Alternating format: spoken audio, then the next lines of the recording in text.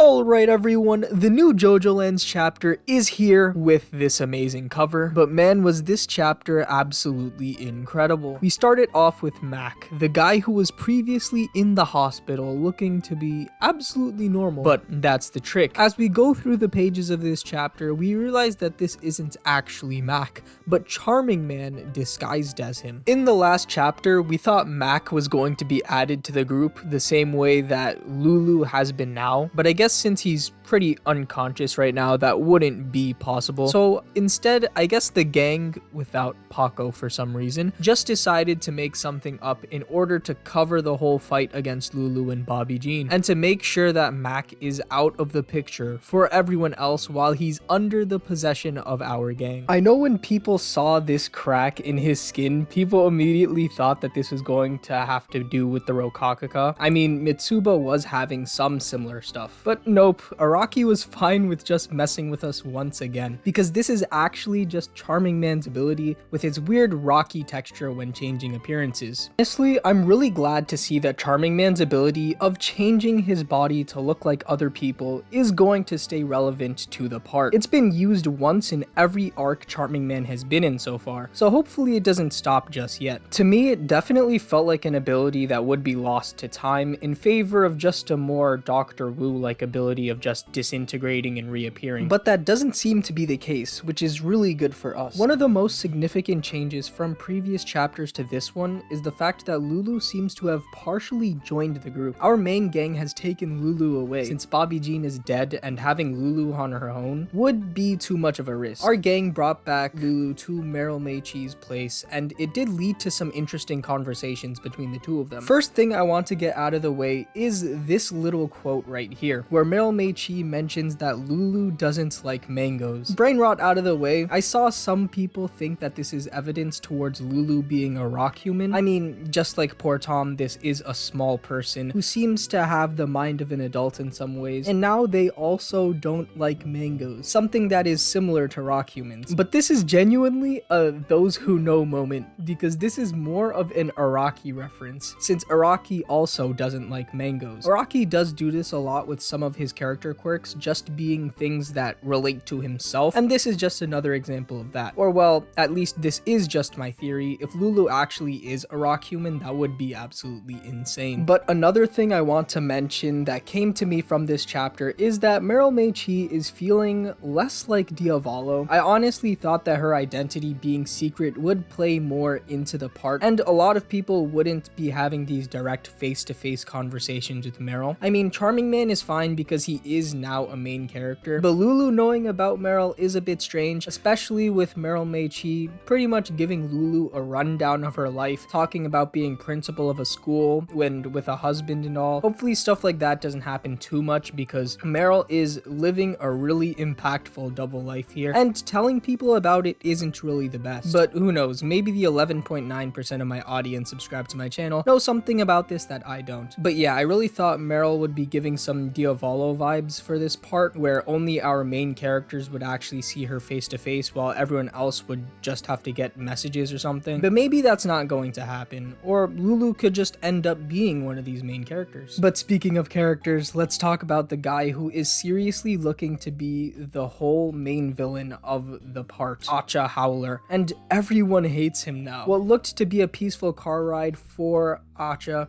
seemed to have turned into chaos, as now people are crowding all over him and talking about the scummy acts that Howler and his family name have done. It's really interesting to see the news spread so quickly as well, but with Jojolands taking place in the modern day, I guess it's not the most surprising thing ever. It honestly was a really fun scene to read. It's really cool to see the main villain of the part not being someone who society really likes and cares due to their status. Like Poochie being a priest and Valentine being the president, they're going to have respect just because of their roles. Or even some people who just stay in the shadows like Kira or Toru. Howler is someone that the media and society actively hates, which is very unique for JoJo. It's not something that we've ever seen before. So it's really nice to see this different path that Araki is taking for Howler. But something strange about this is right after, when Howler is talking about his own history, like JoJo characters like to do at random times, he says he's the 8th generation person of his family, despite being being called the 6th generation Howler 2 chapters ago. It is a strange correction to make, but I guess it makes more sense because Acca is the Italian word for 8. So I don't know, maybe Araki just made a mistake or it was just some issue with editing or something like that.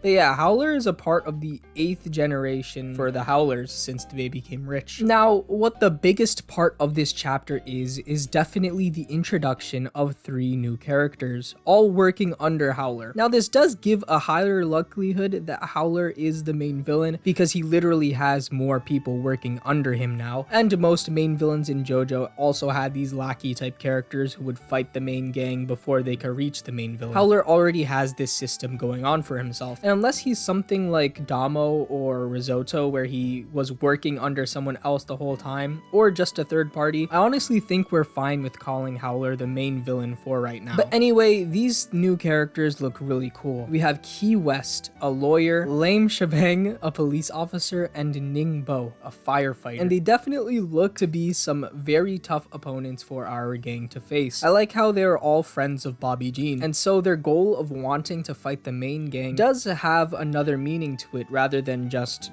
do what Howler says. Anyway, when it comes to the characters themselves, they've got quite the nice dynamic going on. Key West does look to be the leader, or just the main person who talks in this group, as the other two really don't have that vibe going on. But I am a big fan of Key West and her girl boss energy. We respect women like this on the Jojodoss channel. We respect all women, in fact. But Key West is someone who I am quite fond of so far. But yeah, I have big expectations that she will be an amazing character, and I can't wait to see what her abilities are. Laem Chabang has a really fun sounding name, and so far the only character who we have a glimpse of what her powers are. But not really. So apparently she uses nematodes hidden in her sunglasses in order to find fear or to indicate fear. And it's just like, yeah, okay, Araki, whatever you say, man. This is the 4th part in a row to have a character with these little insect creature abilities that isn't related to a stand, since we never got anything from the dialogue here that states that this is Laem Chabang's stand ability, but rather just a gimmick that she has with nematodes. It's a lot like Toru having the rock insects from the last part, or more closely, the rods from Sky High back in Stone Ocean. Tracking fear is a really cool ability, but I could already see it backfiring for them. A reminder that JoJo is a psychopath, and they don't necessarily feel or sense fear in the same way that other humans do. So I can already imagine a moment where Laem Chabang doesn't detect anyone being fearful, and then JoJo shows up out of nowhere with the machine gun November Rain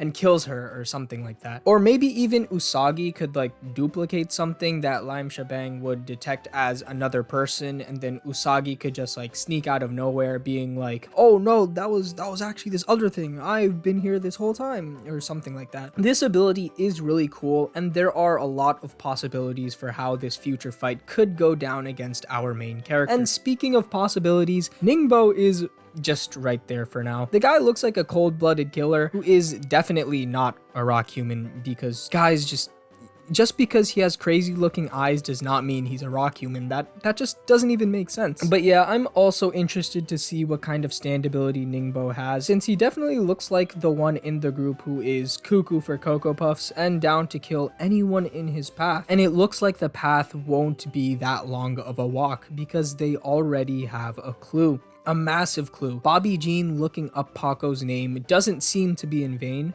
since the rest of the group was able to find Bobby Jean's search history and got Paco's identity. So who knows, maybe this could be a Paco solo fight, because there are, once again, a lot of possibilities for how this fight could go down. But Paco definitely already has a focus, and as a Paco fan, I do hope he gets more moments to shine, because it would be really cool. It is big because it means that as long as they find Paco, they're good, but this is also big because Howler now knows the identity of Paco and might soon find out the identities of the rest of the gang. So it seems like hiding is no longer a possibility for our main characters, and they'll have to fight Howler soon, or whatever Howler henchman that he's able to bring later, or just in general whoever comes up in the future. But it's definitely looking scary for a gang. So maybe in the meantime you can watch this video.